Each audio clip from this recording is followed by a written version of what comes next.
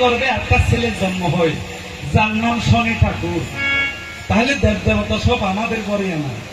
আমার ছোট বোনের নাম যমুনা, আমার একজন বোনের জামাই ছিল যার নাম নারায়ণ। যমুনাকে বিয়ে দিয়েছে কাকে? নারায়ণকে, যারা আপনাকে কৃষ্ণ বলে। তাহলে বড় বড় আত্মীয় সব, হরিও আমার, শিব আমার, সব কিছু আমার। এখন ব্রহ্মা তোমার কাছে আমার জিজ্ঞাসা, তাহলে আমার একটা সন্তান আছে যার নাম শনি। আমার আরো দুটো ভাই আছে, একজনের নাম অশ্বিনী কুমার দয়। সেটা কোনটা? আশ্বিনে রান্ধে খাতিতে খাই, যে বড় মাকে এই বড় ভাই। আসলে এটা রান্নাটা ঠিক হয় না, এখন তাই ফলে না। কেন? এটা রান্না করার নিয়ম হলো মাটির পাতিলে, মাটির পাতিলে। আর ওই রান্নাটা যে করবেন এক ব্রতী থাকতে হয় একজন। যেমন আপনাদের গ্রামে যদি 50টি পাড়া নিয়ে একটা গ্রাম হয়, এই 50টি পরিবারে রান্না করবে একজন, তিনি উপবাস থাকতে হবে। এই ব্রতীকে রান্না করে মাটির পাতিলে রান্না করিয়া আশ্বিন মাসের প্রথম তারিখে আনতে হয়। আর আমরা হিন্দুরা কি করি? আশ্বিন মাসের প্রথম তারিখে না রাঁধিয়া আশ্বিনের শেষ তারিখে রাঁধি, সেখানে একটা ফুল দিই। ফুলগুলি দেওয়ার পরে বলে যে ফুলি যখন ফুটে যায় তখন হবে কি আমার মনস্কামনা ঠিক আছে। না, এটা নিয়ম হলো আশ্বিনের প্রথমে রাঁধবে, শেষে খাবে। যে বর চাইবে সে বর পাবে। তারা কি? অশ্বিনী কুমার দয়। তারা হলো আমার ভাই। কেমন ভাই? একটু লম্বা কথা। আমার মায়ের সংজ্ঞা, গর্বে দেবতার বাচ্চার বদলে একটা অশ্বের বাচ্চা জন্ম নিয়েছিল। তখন তিনি কলঙ্ক হবে বলে কৈলাসে শিবের কাছে যায়। শিবের 3 মুষ্টি 2 মুষ্টি চাউল পায়, 1 মুষ্টি দিল কাউকে, অর্থাৎ সংজ্ঞাকে। বলে সংজ্ঞা, তুমি আশ্বিনে রাঁধিবে, কাতি মাসে প্রথম তারিখে খাবে, যে বর মাগিবে সে বর খাবে। তখন গোড়ার বাচ্চাগুলি দেবতার বাচ্চা হয়ে যায়। 1 মুষ্টি দিল কাউকে, পৃথিবীকে। যেই শিবের 1 মুষ্টি অন্ন আমরা পৃথিবীর মানুষরা এখনো খাই। এটা কোন দিন?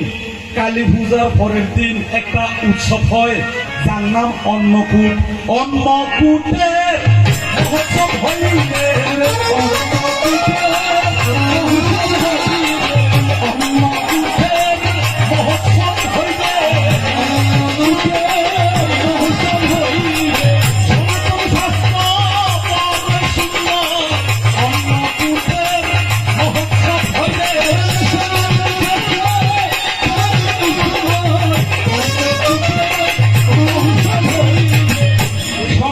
শাস্ত্র যে ধর্মে আছে, 4 বেদ, 14 শাস্ত্র, 18টি পুরাণ, 62,000 গ্রন্থ, 52 তন্ত্র, 61 উপনিষদ, 64 লক্ষ শ্লোক, 62 সিদ্ধান্ত, 18টি উপপুরাণ।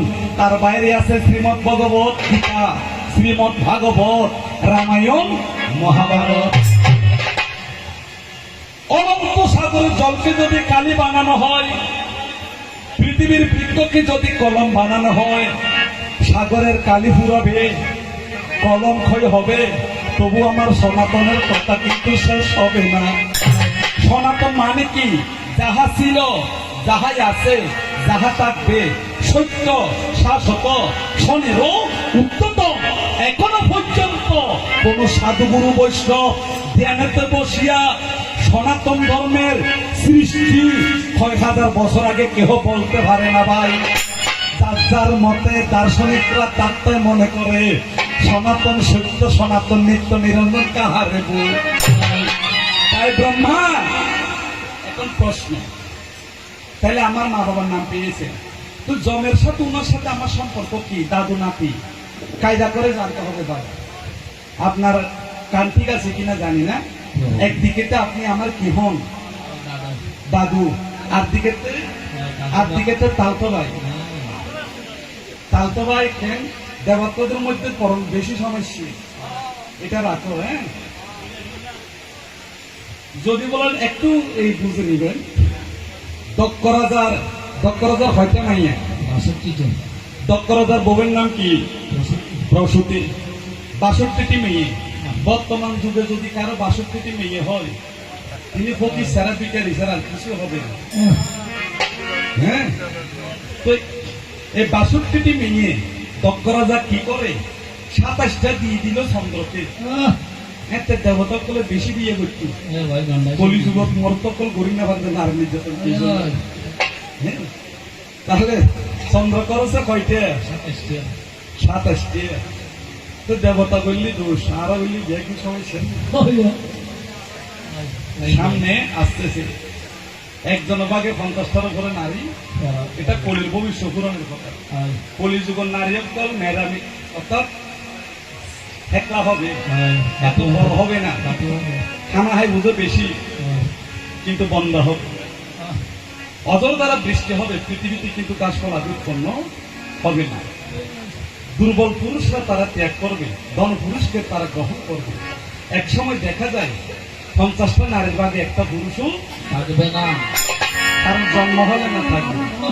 হ্যাঁ, এটা হলো কলির ভবিষ্য। তো আমরা আগে জন্ম নিয়েছি, মোটামুটি ভালো আছি, তাড়াতাড়ি গিয়ে ওইখানে জায়গা টাকা কিনে ওইখানে বাস করাটা ভালো, দেশের অবস্থা ভালো। দক্ষবাজার সেটা মেয়ে 27টা দিল চন্দ্রকে, 13টা দিল কৈশকুনিকে, কত 40। 10টা দিল আমাকে, বাবা 10টা দিল তাকে, আমাকে 40-এর 10 কত 50। 11টা দিল একাদশ রুদ্রকে, কত 61। আর মায়ের যেটা শেষের পেটের বাচ্চা, তার নাম সতী, যার নাম দুর্গা দেবী, তার দিল কাকে? কৈলাস মাঝে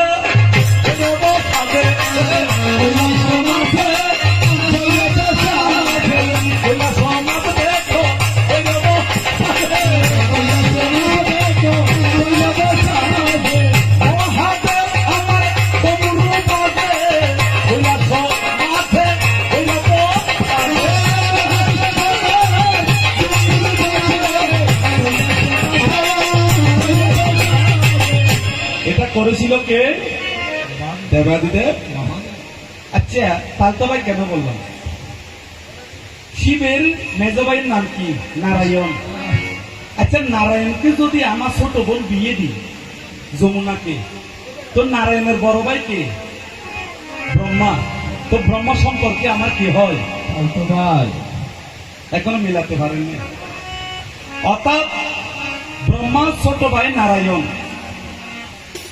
নারায়ণকে আমার বোন বিয়ে দিলাম, নারায়ণের বড় ভাই ব্রহ্মা, তোলে সম্পর্ক কেউ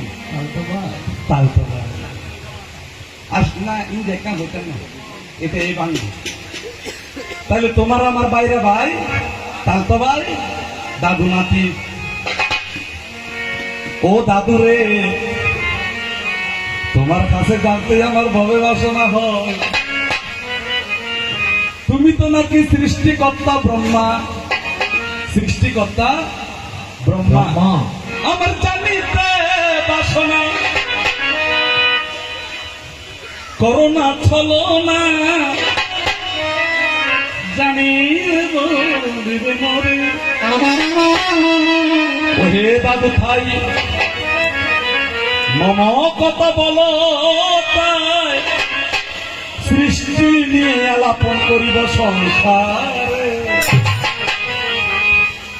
দাদু, আমি দেখি তুমি মানুষ সৃষ্টি করেছ, নারী সৃষ্টি করেছ, 84 লক্ষ প্রাণী সৃষ্টি করেছ। তোমার চাইতে বড় আরেকজন সৃষ্টিকর্তা আছে, যিনি গাছের আগায় মানুষ কিন্তু কবে সৃষ্টি করে। কাইদা আছে বাবা, তুমি বুঝে নাও দাদু। তুমি সৃষ্টি করেছো নরনারী, 84 লক্ষ প্রাণী, কিন্তু তোমার সাথে আরো একজন বড় সৃষ্টিকর্তা আছে, যিনি গাছের আগায় কি ধরেছে? মানুষ সৃষ্টি করেছে। এখন আমাকে বলবে সনাতনীরা বলে নিরামিষ খাই, আজই দেখি লক্ষ্মী পূজায় নারায়ণ পূজায় মানুষের মাথা ছাড়া অন্য সনাতনীরা বলে নিরামিষ তাই শুন পাগলে হইয়ে তারে সদাই কথা বলি তোমারে ধৈর্য ধরে সহ্য করো দাদু ঘরে বসিয়ে শোনে তারা মানুষের মাথা কি আল্লাহ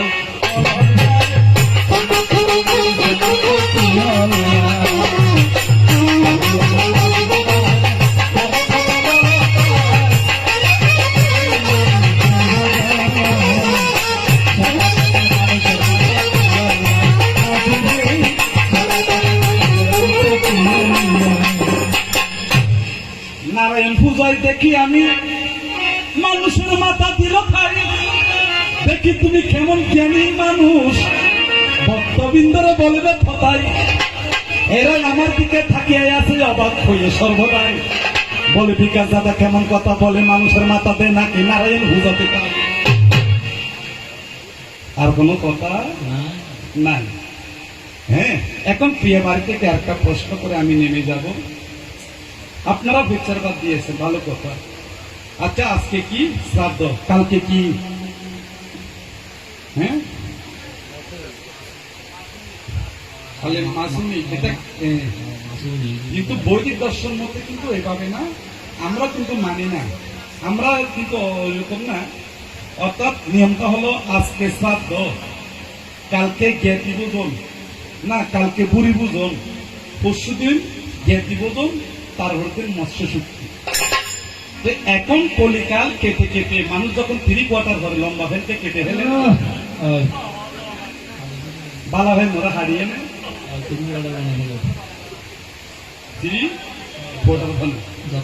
মানুষও ধর্মকে কেটে কেটে বেটে করে ফেলতেছে। হ্যাঁ কিছু মনে করবেন আমাদের বলতে দিয়েছেন আমরা বলতেছি। আমরা এখন কি করি আজকে শ্রাদ্ধ কালকে বুড়ি ভোজন পরশুদিন মৎস্য শুক্তি। আপনাদের কাছে বুড়ি ভোজন নাই?